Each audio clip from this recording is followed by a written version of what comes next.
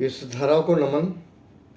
या देवी सर्वभूतेषु सरस्वती रूपेण संस्थिता। नमस्तस्यै नमस्तस्यै नमस्तस्यै नमो नमः। सबको मेरा प्रणाम। मुझे आप सभी के सम्मुख एक तथ्य को रखना चाहता हूँ, शेयर करना चाहता हूँ। वो है भरोसा और विश्वास का। भरोसा और विश्वास। मैं ये कहूँगा, विश्वास सब पे करो, भरोसा किसी पे मत करो। दो अलग चीज़ें हैं। हम अपने घर में रहते हैं, माता पिता होते हैं, भाई बहन होते हैं, बेटा बेटी होते हैं, पत्नी होती है। ये सब एक संपूर्ण परिवार की जो संज्ञा दी गई है, माता पिता भाई बहन पत्नी बच्ची, इन सारे लोगों पे, सभी लोगों पे आप ट्रस्ट ज़रूर करो, फेथ ज़रूर करो, सब ठीक है।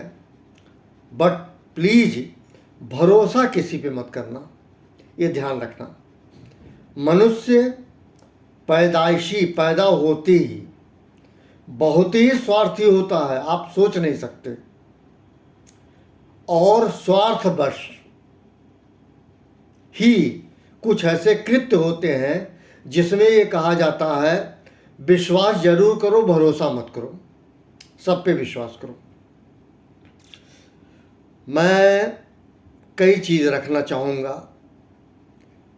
नर नारी के विषय में भी कहूँगा, विश्वास अवश्य करो, बहुत ज़रूरी है। यदि विश्वास नहीं करोगे तो नर नारी के संबंध ठीक नहीं होंगे, सुगमता पूर्वक जीवन चल नहीं पाएगा।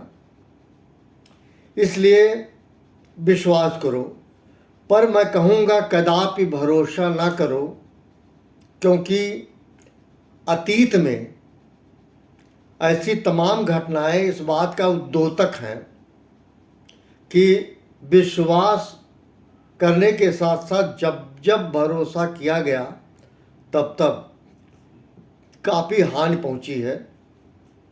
मैं बहुत सारे नाम नहीं लूँगा। स्वामी दयानंद सरस्वती का नाम आप सभी ने सुना होगा, और ऐसा नहीं है मैं कोई अलग से कह रहा हूँ, आप सभी को मालूम होगा। बस मैं एक अटेंशन पे कराने की कोशिश कर रहा हूँ सबको। सर्वप्रथम स्वामी दयानंद सरस्वती जी जाति के एक ब्राह्मण थे और वो अपने घर में पूजा पाठ किया करते थे, उनकी संतुष्टि वहीं तक थी।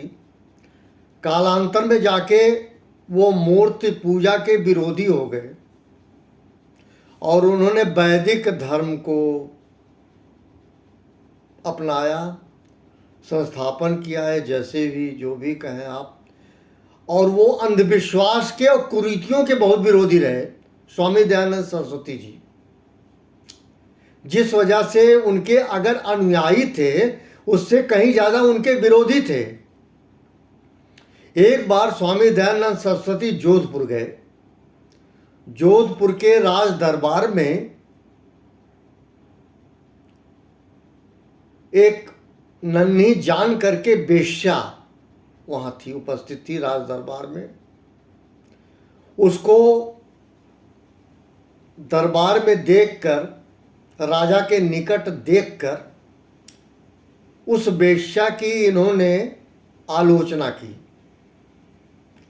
उस आलोचना के उपरांत उस नन्ही बेश्या ने, जो इनके विरोधी भी थे, उनसे मिलकर, और उसने इनके शिष्य यानी स्वामी दयानंद सरस्वती के शिष्य जगन्नाथ से मिलकर कांच का चूरा दूध में डालकर इनको पिला दिया, जैसे भी कर दिया।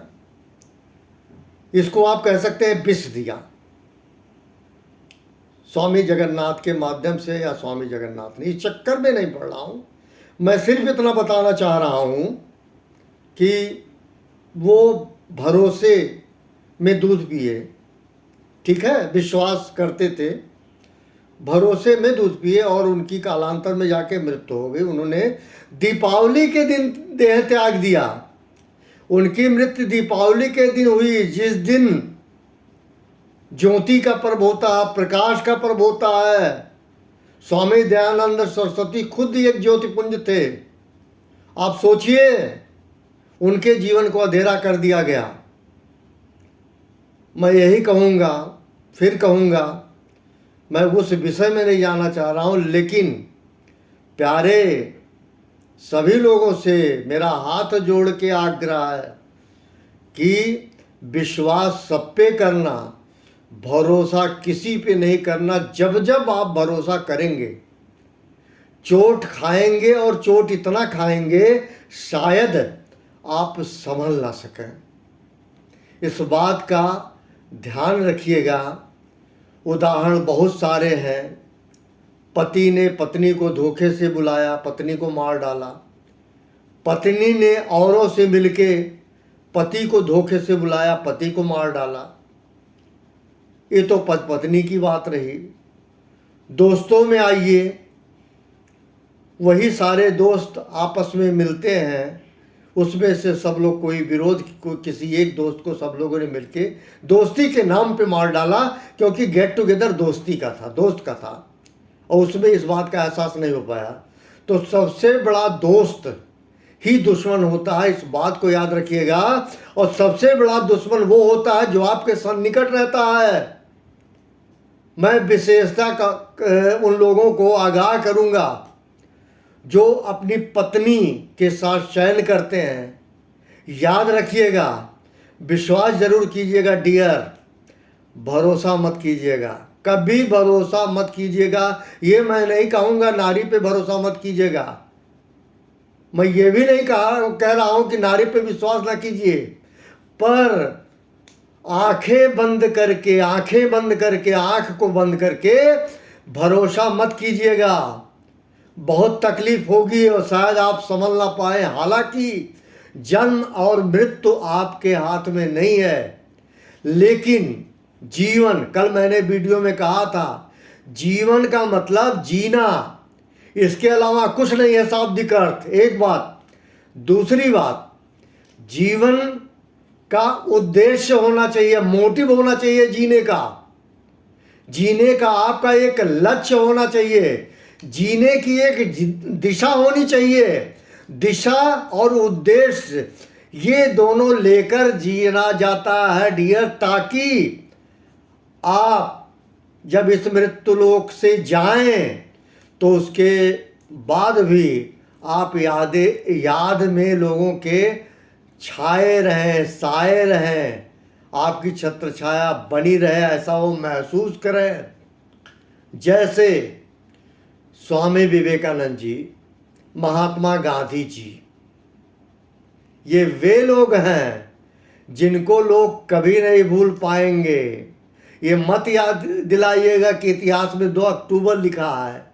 इतिहास कुछ भी हो, इतिहास से अबव हैं महात्मा गांधी जी भी, और मैंने बताया स्वामी विवेकानंद को भी। आप अपनी नैया पार कर सकते हैं। इससे ज़्यादा मैं कुछ नहीं कहूँगा। किसी को व्यक्तिगत अगर आघात पहुँचता हो तो उसके लिए मैं हाथ जोड़ के सबसे माफ़ी मांगता हूँ। लेकिन मैं एक बात बताऊँगा, मैं स्वाभिमानी हूँ, मैं सेल्फ रिस्पेक्ट का आदी हूँ, और मैं किसी से भी प्रभावित नहीं हूँ, नहीं होता हूँ। यदि मुझे प्रभावित कर भी सकता है तो वो नन्हा बच्चा जिसे कुछ नहीं पता है, दुनियावी बातें नहीं पता है, एक नन्हा बच्चा मुझको जरूर प्रभावित कर सकता है। लेकिन कोई ये कह ले सूटेड बूटेड, बढ़िया अवेलेबिलिटी में, मटेरियलिस्टिक अप्रोच से अगर मुझे प्रभावित करना चाहे, ये कदापि संभव नहीं है प्यारे। थैंक यू वेरी मच, सबको प्रणाम।